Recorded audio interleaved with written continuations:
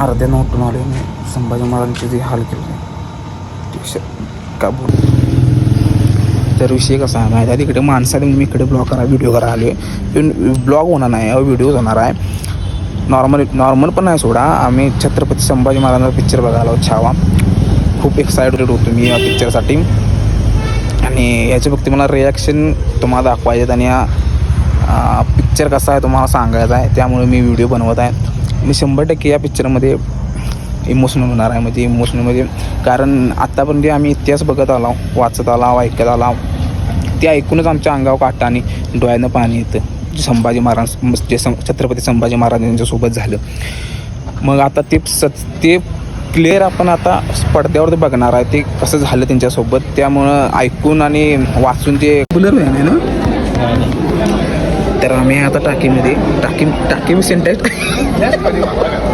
साईला नंतर बोलूया. ऐकू काय ना नाराजगी उम्र भर रहेगी. जन्नत के दरवाजे खुले रखना. शेर आ रहा है.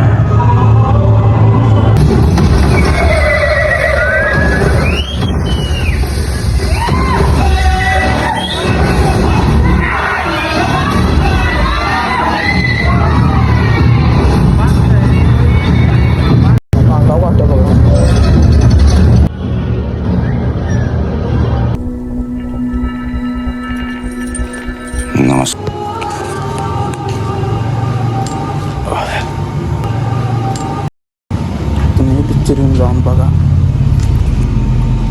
तुम्ही पिक्चर आहे आणि बघा. अर्ध्यानं उठून आले मी संभाजी महाराजांचे जे हाल केले का बोलू शकत नाही मी.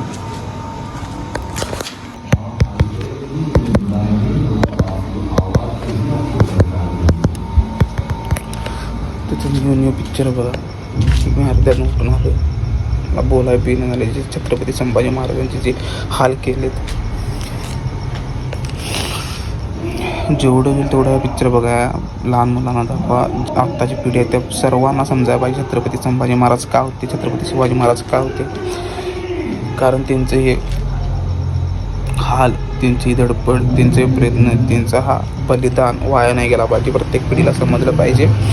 आणि असेच पिक्चर हे बनवू. आपण जर या पिक्चरांना प्रतिसाद दिला तर असेच पिक्चर पण भरपूर बनतील. फक्त विषय काय जे आहे इतिहास तोच त्यात दाखवा. नाहीतर आणि भरपूर असे पिक्चर आहेत त्यात उलटसुलट करून इतिहास दाखवल्याचं न करता जे आहेत इतिहास जे माणसांना माहीत आहे तेच दाखवा. सलूट छत्रपती संभाजी महाराजांना. मी अर्ध्यानं उठून आले. मला बघवणं झाले ते हे व्हायचं. पिक्चर चालू होता तेव्हा माझ्या अंगावर असे काट म्हणजे बम्स येत होते, हातावरून काट येत होते. तुम्ही येऊन तुमच्या लहान मुलांना दाखवा. तुम्ही बघा. पिक्चर खतरनाक आहे.